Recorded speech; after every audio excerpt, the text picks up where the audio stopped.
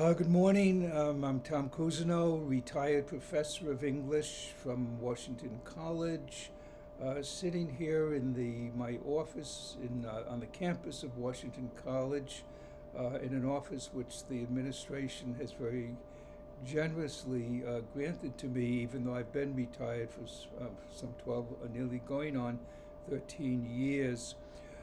Today I'm going to talk about the title of the talk, as I've indicated, is Reading Against the Plot. Some of you may be aware, others perhaps not.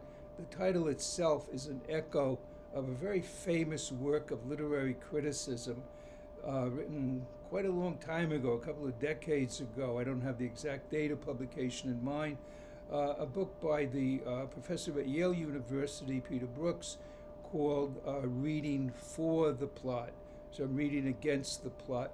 And basically, the thesis, going all the way back to Aristotle, the idea of reading for the plot is, as Aristotle says in his Poetics, with the plot you have a beginning, a middle, and an end. You have a pattern, in other words, that depends upon the passage of time, depends upon temporal succession. Okay, my project then, or my focus, is not on this three-part movement through time, but rather the suspension of time, the suspension of temporal succession.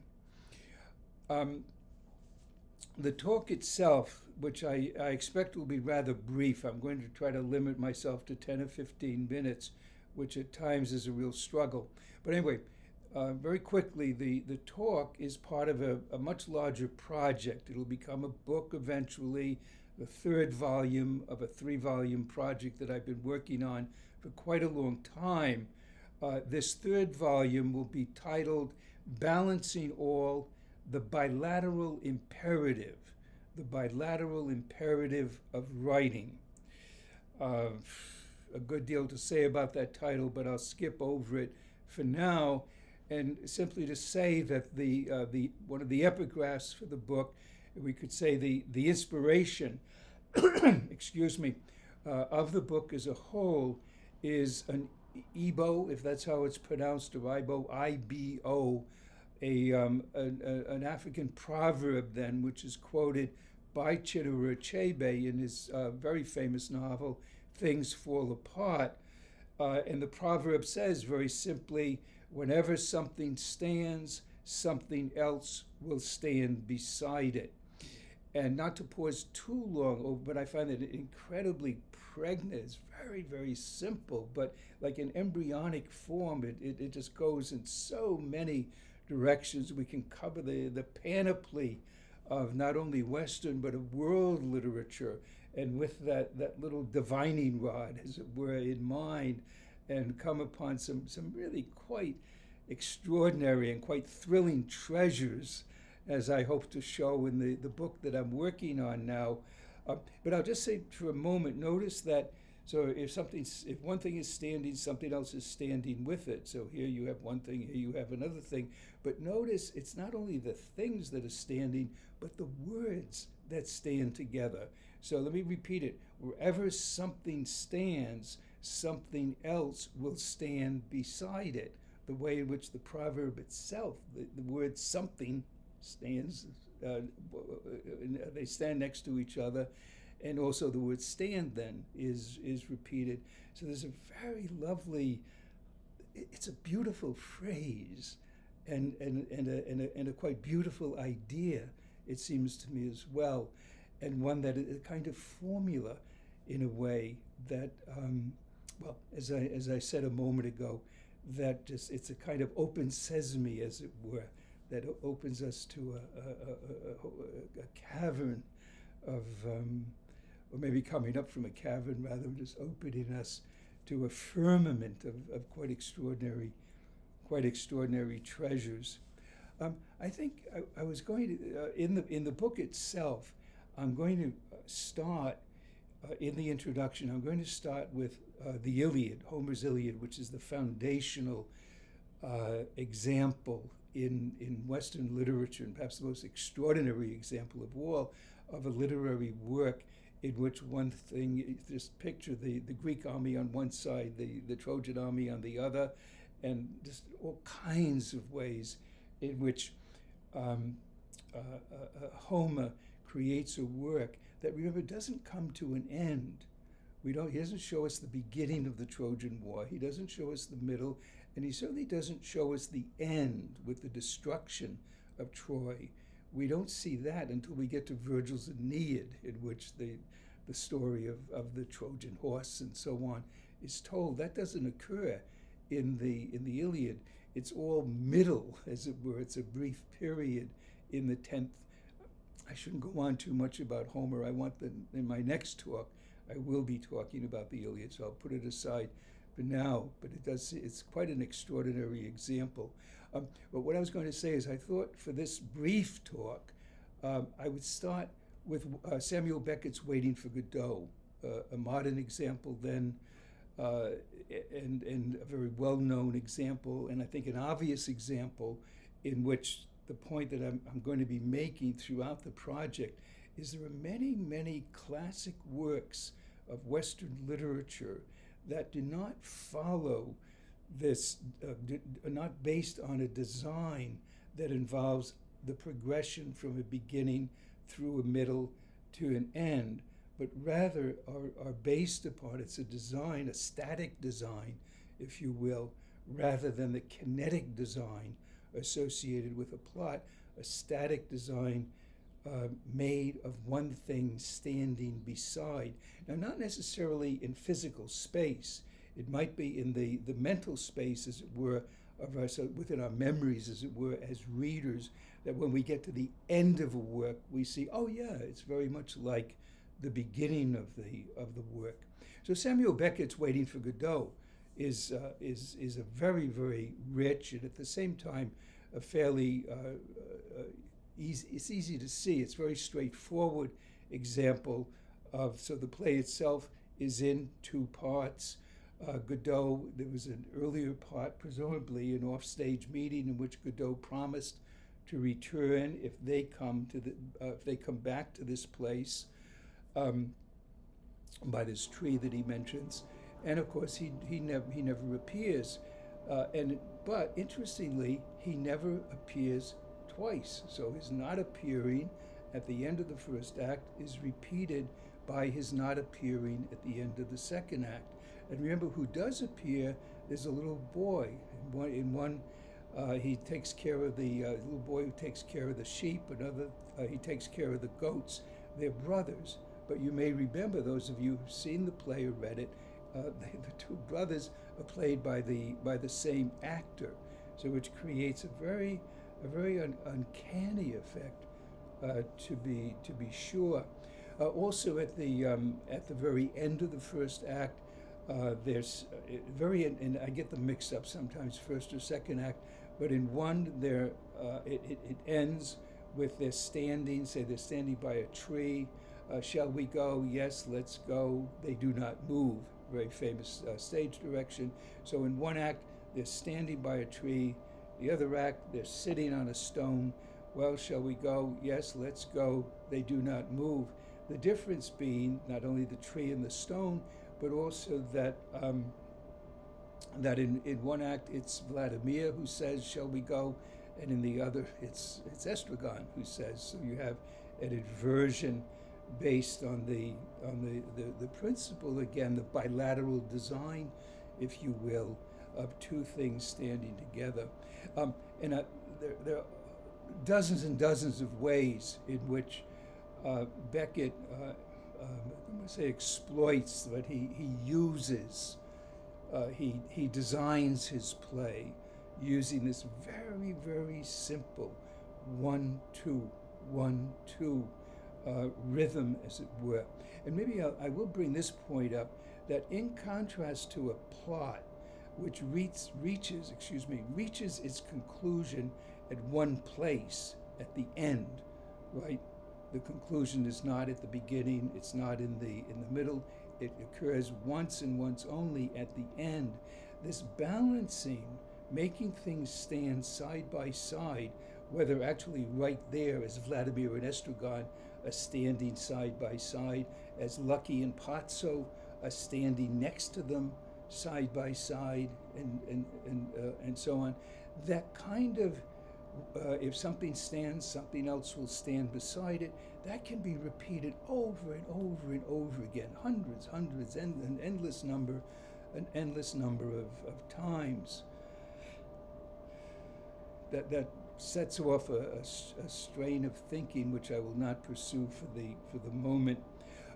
Okay, so with Waiting for Godot, then, beginning with that as a very clear example, I want to go all the way back 2,500 years before to the model, and this is a rather, I suppose, unusual point to make, that Waiting for Godot is not an absurdist drama or what, that it follows rather the same bilateral principle which is already there in Sophocles' Oedipus the King. I'll say a couple of things about Oedipus. There's a quite interesting point that Aristotle makes in his Poetics, which he credits Sophocles with this great innovation of having the chorus be one of the actors in the play. So the leader of the chorus, will speak with Oedipus, with the characters on stage. What I find is really interesting as well, to continue that line of thinking, the blurring of the distinction between the chorus and the actors on stage, is that the action on stage also imitates the movement of the chorus. What I mean by the movement of the chorus is bilateral. There are two parts to the chorus. There's one, and there are two parts to the choral odes that they sing.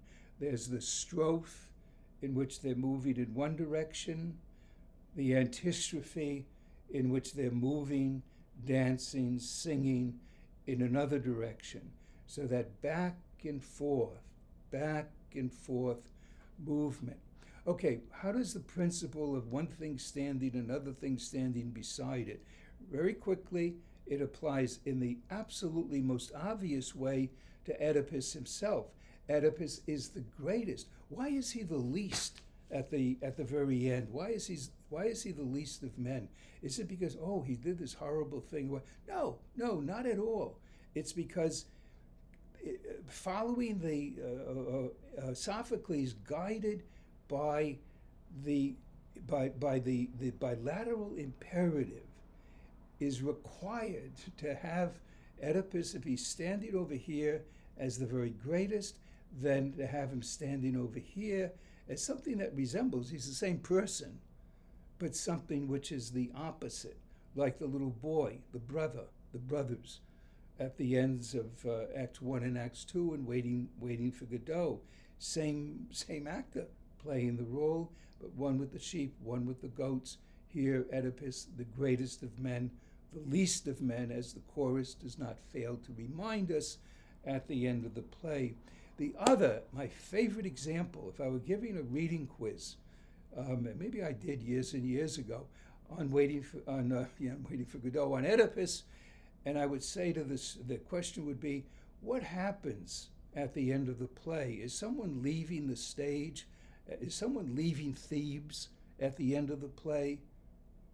Pause for a moment and think about it. Say, oh yeah, of course, Oedipus, he's going to be expelled, right? No, wrong answer.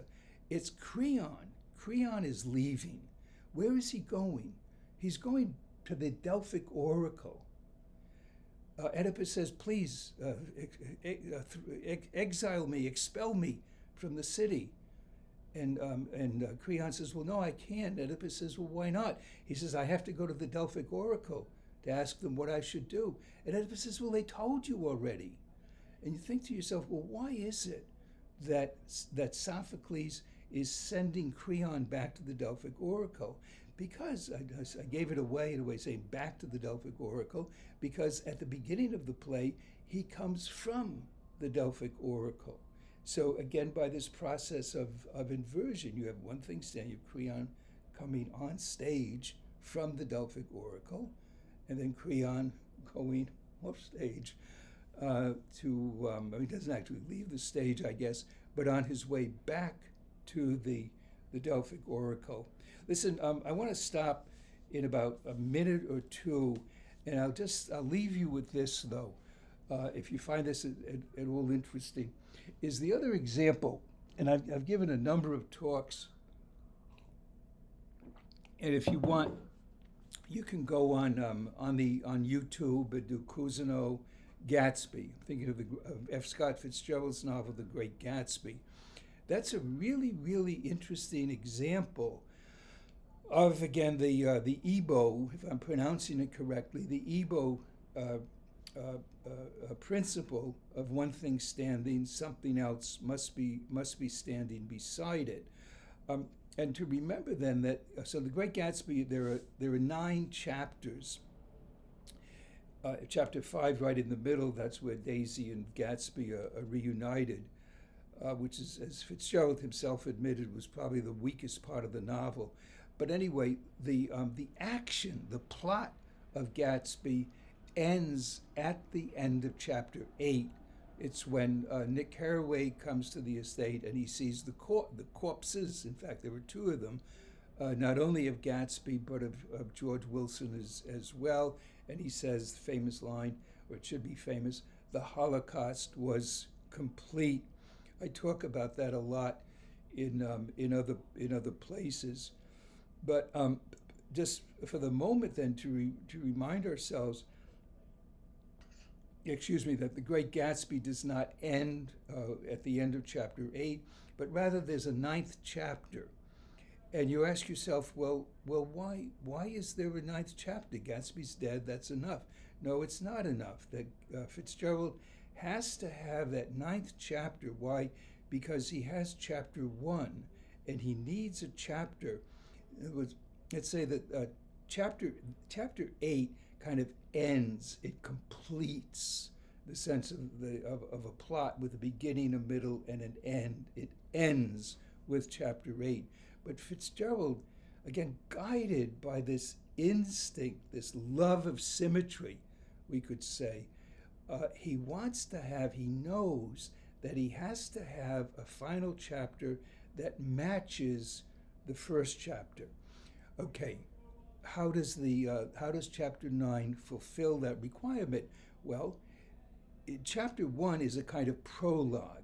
Before the action begins, he talks about Gatsby, he talks about his final estimate of Gatsby, his romantic wonder, and all the rest of it, an idea to which he returns in what we could call the prologue of the epilogue of The Great Gatsby. So you have the one thing that's standing at the beginning, the prologue standing at the end, matching it, being beside it, is the epilogue. The other thing to remember, at the very end, Nick Carraway, talks about the Dutch sailors, and they looked upon the green breast of the New World, and they saw something that was, adequate to their sense of wonder, and so on. And then he says, I thought of Gatsby. Now this is at the end of chapter 9. He says, I thought of Gatsby. Well, why does Fitzgerald make Nick Carraway think of Gatsby at that moment? Because at the end of chapter 1, he sees Gatsby. What he's remembering is, I remembered Gatsby, I thought of Gatsby as he was looking at that green light. And as I've said to students many times, forget the symbolism and so on of the green light. Just notice that the green light cannot be left to stand alone. It has to be accompanied. Gatsby doesn't want to stand alone. He wants to stand with Daisy. Doesn't get to do that. But the novel itself compensates on the level of its construction, compensates by creating a union that's made of 2. So 1, 2 become united, as it were. Okay, listen, next time, and I'm going to stand up and show you this, if I can This is I'm going to talk about the introduction. Do you see it? It's a Greek urn, then an amphora, which was made by a potter named Ezekias, and I find it quite fascinating, and for reasons that I'll explain in my next talk. The introductory chapter of my book in progress, Balancing All, the Bilateral Imperative of Writing, the introductory chapter is called The Ezekias Complex, and I'll be explaining what that's all about in the next talk. But I wanted you at least to see the amphora and to notice the way in which, in terms of bilateral design, did I say already the title of the amphora is Achilles and Ajax playing a board game. They're throwing dice on a board. And so it's very clearly the design of the amphora is bilateral, and you have the conflict then, the competition between Ajax and Achilles represented right there in the center. And then you have, so that a representational design, but then you have the presentational design of the amphora itself, in which left and right, the left side stands over here, the right side over here, as it were, matching each other in a very nicely balanced, very beautifully static way. It has nothing to do with movement through time, with temporal progression by any means.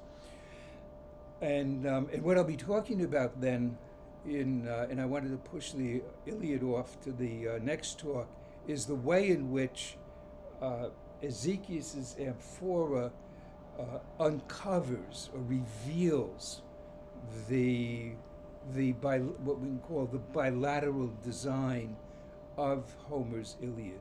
Okay, so goodbye for now, and hope to see you here wherever you are. Hope to see you again. Bye-bye.